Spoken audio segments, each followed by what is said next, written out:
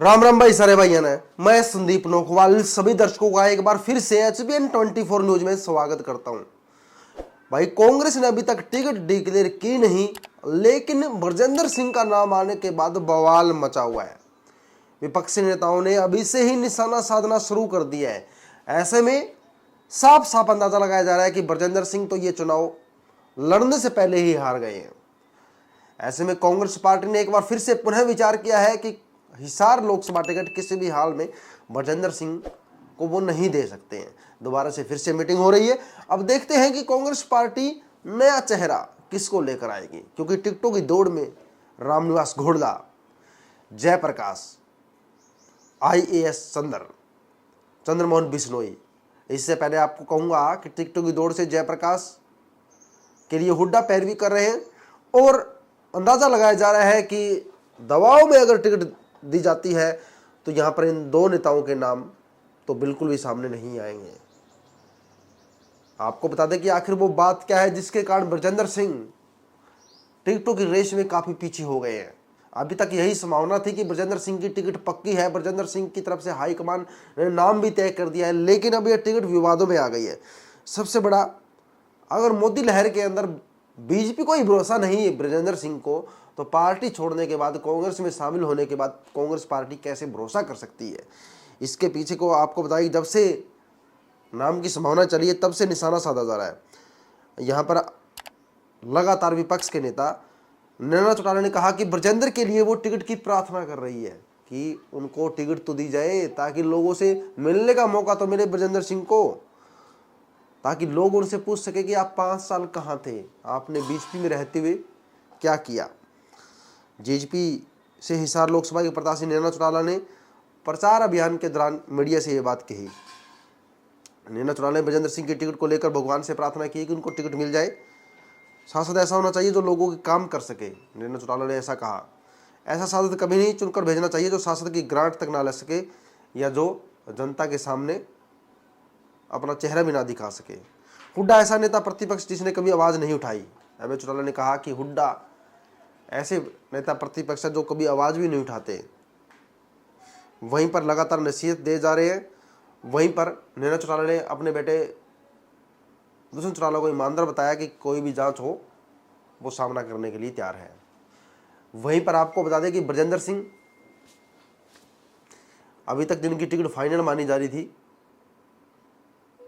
लेकिन अभी एक बार फिर से संशय में चली गई उनकी टिकट, क्योंकि विपक्ष के नेता टिकट मिलने से पहले ही ब्रजेंद्र सिंह का विरोध करने लगे हैं। दूसरी तरफ से किसान भी लगातार विरोध कर रहे हैं कि ब्रजेंद्र सिंह बीजेपी में रहते हुए आखिर किसानों का भला क्यों नहीं कर पाए वो। हालांकि आज उनके पास जवाब है कि इसी कारण उन्होंने बीजेपी पार्टी छोड़ी है कि बीजेपी उन्हें कुछ करने ही नहीं देती। ये चीज को लेकर भी किसानों का कहना है कि हमें कुछ नहीं सुनना।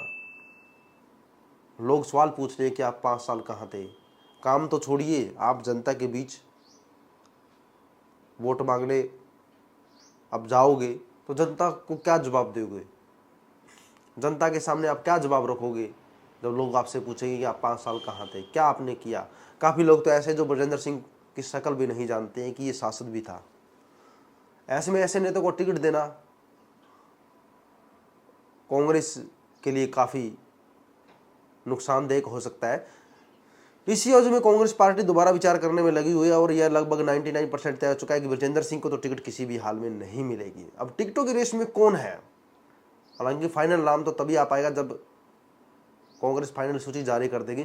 अब रेस की बात की जाए तो कांग्रेस की टिकटों की रेस में अब 3 ही बंदे रह चुके हैं, बाकी बंदों का बोल्ड आउट हो चुका है, या सही कहूँगा कि मैच चल रहा है। और यहाँ से जयप्रकाश और ब्रजेंद्र सिंह तो पूरी तरह से बोल्ड आउट हो चुके हैं, और जो रहे हैं वो है चंद्रमोहन बिश्नोई, जिसका कुलदीप बिश्नोई की नाराजगी का फायदा उठाना चाहती है कांग्रेस। और अगर चंद्रमोहन को टिकट मिलती है तो कांग्रेस को डेफिनेटली काफ़ी फायदा मिल सकता है। वहीं पर दूसरे प्रत्याशी है रिटायर्ड IAS चंद्रप्रकाश, और तीसरे प्रत्याशी यहाँ से रामनिवास घोड़ला, जिनका नाम सामने आ रहा है। ऐसे में BSP भी देशराज प्रजापति को टिकट देकर यहाँ पर प्रजापति समाज को साधने की कोशिश कर रही है। वहीं पर IAS चंद्रप्रकाश को देकर कांग्रेस पार्टी भी यहाँ पर ओबीसी समाज को साधने की कोशिश कर सकते हैं। यहाँ पर जिस प्रकार से वोटिंग फैक्टर है उसका फायदा उठाने की कोशिश कांग्रेस पार्टी कर सकती है। यहाँ पर जयप्रकाश भी टिकटों की रेस में काफ़ी आगे हैं, हुड्डा पैरवी कर रहे हैं, लेकिन रोहतक सीट ही हुड्डा के लिए मुश्किल का सबब बनी हुई है।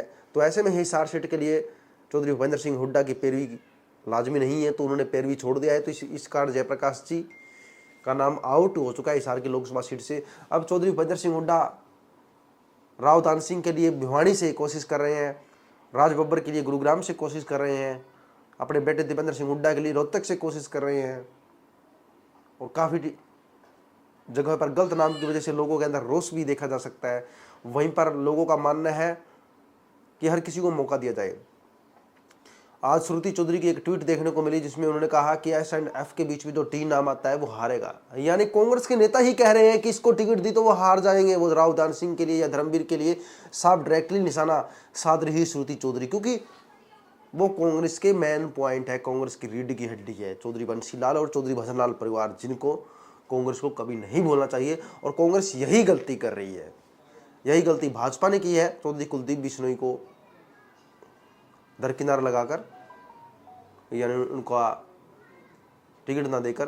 क्योंकि चौधरी कुलदीप बिश्नोई या भजनलाल परिवार हमेशा से एमपी इलेक्शन लड़ता रहा है। जब कांग्रेस में थे तो वो कांग्रेस से लड़ते रहे हैं, और भाजपा में गए हैं तो भाजपा ने उनको टिकट ही नहीं दी। ऐसे में अगर कांग्रेस भी चौधरी भजनलाल परिवार की अनदेखी करती है तो कुछ बड़ा नुकसान कांग्रेस पार्टी को भी उठाना पड़ सकता है। और यही चीज़ भिवानी के अंदर अगर बंसीलाल परिवार की अनदेखी होती है तो कांग्रेस को और भी ज़्यादा बड़ा नुकसान उठाना पड़ सकता है। अगर यहाँ पर अनदेखी होती है तो हिसार और भिवानी तो आप समझ लीजिए कांग्रेस के हाथ से ही चला गया है। अब प्रेशर में टिकट मिल देगी कांग्रेस पार्टी या बिना प्रेशर के देगी, ये निर्णय राहुल गांधी जी पर है। राहुल गांधी देखते हैं कि क्या निर्णय लेते हैं, लेकिन तब तक जनता का क्या सोचना है, जनता हमारी इन बातों से कितना सहमत है, कमेंट करें। बने रहिएगा H24 न्यूज़ के साथ, लाइक शेयर कीजिएगा। जय हिंद साथियों।